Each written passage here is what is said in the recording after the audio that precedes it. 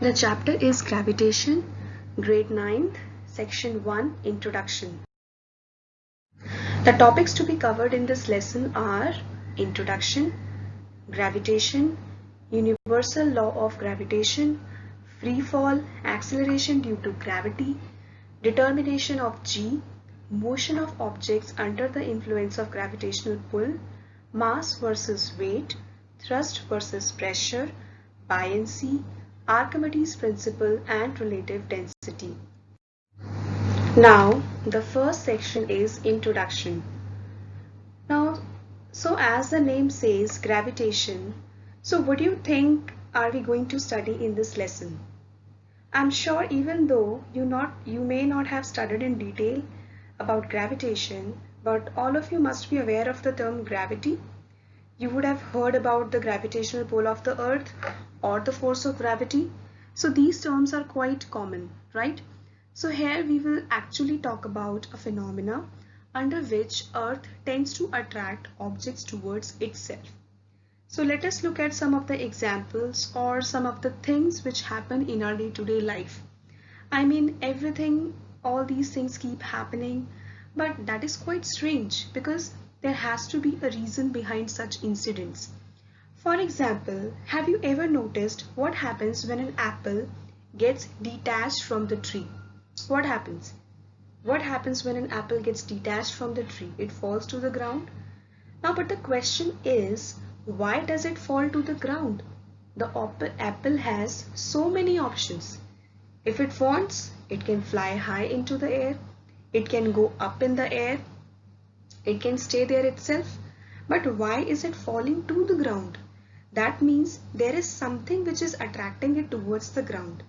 Similarly, when you play football, you would have seen that when you throw the ball up, what happens?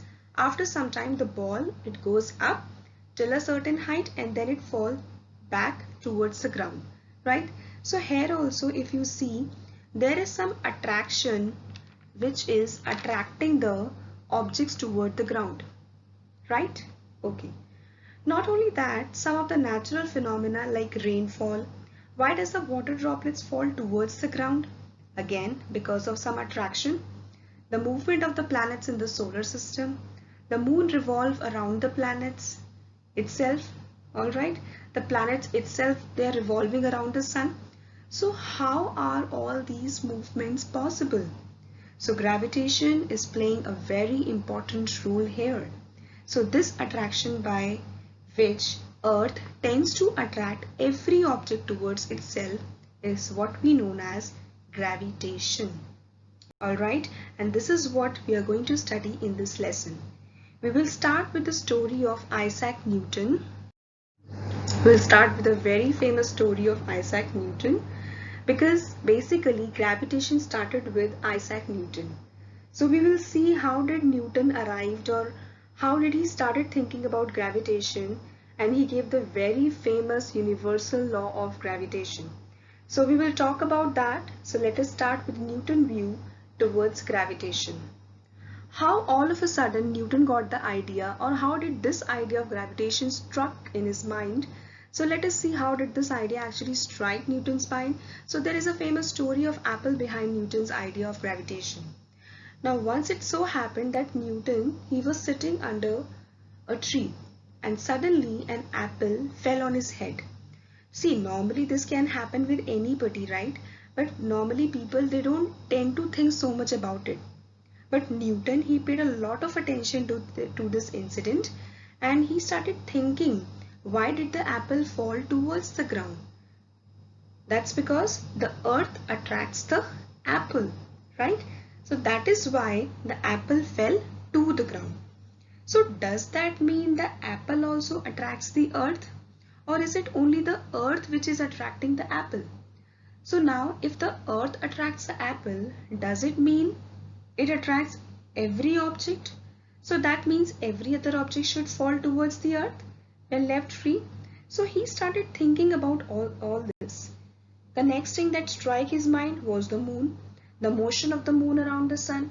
He started thinking, if the earth can attract the apple, why can't it attract the moon? So these were the things which were coming in his mind. Now the question is whether the earth attracts the moon or not. The next question was, if the earth attracts the moon, then why don't we ever see the moon falling towards the earth? See, because every night we are able to see the moon, right? But have we ever seen the moon falling towards us, or the moon is falling towards the earth like the apple? No, we have never seen such things before. Like we have never seen such things, right? So the question which came to his mind was, if earth attracts the apple, so it should also attract the moon. When the earth attracts the apple is falling towards the earth, right? But why not the moon is falling towards the earth? So all these questions started bothering him. So he started thinking about all these phenomena. So he started his research, his experiments on this, and he finally arrived at the famous universal law of gravitation. He gave this law of gravitation. So we will talk about the law of gravitation, but before that, let us see what actually governs the motion of the moon around the earth. So how was the motion of the moon around the earth was explained. Now the thing is that the movement of the moon around the sun happens in a kind of circular path. Not exactly circular, it's kind of an elliptical circular path. Now if the earth would have not been attracting the moon, in that case, the moon would have not moved along this path. It would have moved along a straight line path. How? So let us look at this example. Let us suppose you have a stone and you tie a thread to the stone and you hold the other end of the thread. Now you start rotating it. Now the stone is moving in a circular path. Why do you think the stone is moving in a circular path? Because you are applying a force at the center. That is why it was moving in a circular path. So there is a force which is always at every point. The stone is being attracted towards the center. So because of which it comes little near, again it moves in its original path, again it comes little near. Now the movement, what happens when you leave the thread? What happens? What will happen if you leave the thread? As soon as you leave the thread, the stone will fly away. The stone will move in its original straight line path, right? So you can try it yourself also. The stone will move somewhere else and it will fall down. So that means the stone was moving in that circular path because of this force which is attracting it at every point towards the center, and that force is known as centripetal force. So similar is the motion of the moon around the earth. So at every point the moon is also getting attracted by the earth. Because of this centripetal force, it is moving along a circular path. Otherwise, the moon would have moved along a straight line path. So Newton was able to understand that it is not only the apple, but it is any object that earth attracts. So earth attracts every object. Now the question was, is it only the earth which attracts every object, or is it like every object attracts every other object? So that was its next question. So he was actually trying to find out an answer to this. The earth attracts the apple fall towards the earth, right? The earth is attracting the apple. Now, does the apple also attracts the earth? So that was his actual question. So he found that the apple also attracts the earth. But now the next question was, if the earth also attracts the earth, then why not the earth is moving towards the apple? So we can understand that with the help of Newton's second and third law, we can understand this thing with these two laws. So what was Newton's third law? It says that every action has an equal and opposite reaction. And what was Newton's second law? Force which is acting on any object is given by the product of mass and acceleration. So that is F is equal to m into a, where m is the mass and a is acceleration.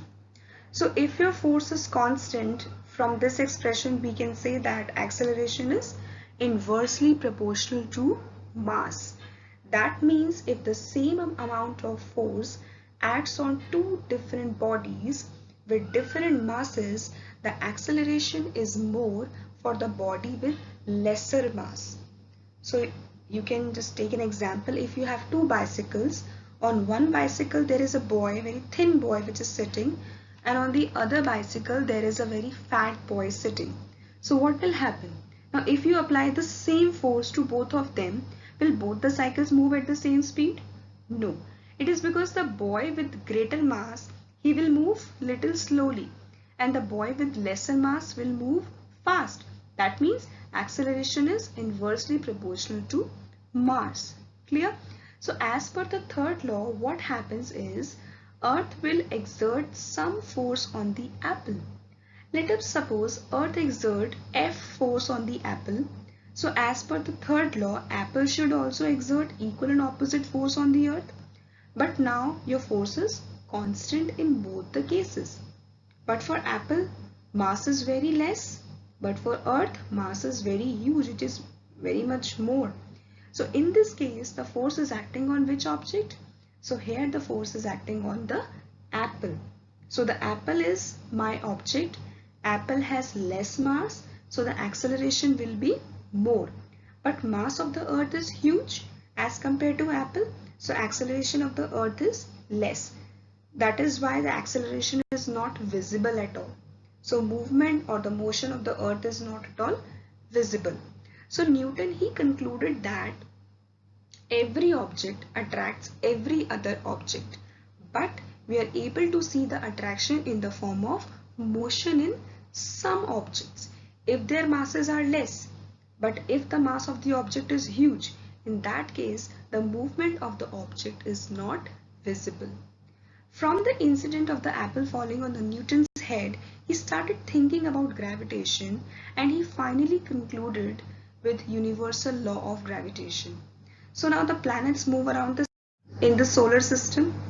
So it is not only the moon which is revolving around the earth, it is all the 9 planets which keep revolving around the sun in orbits. So that's because the planets are being attracted by the sun at every point, and because of centripetal force they are able to stay maintained in orbits. That is why they do not fly away in different directions. So that was all for the first section. Thank you.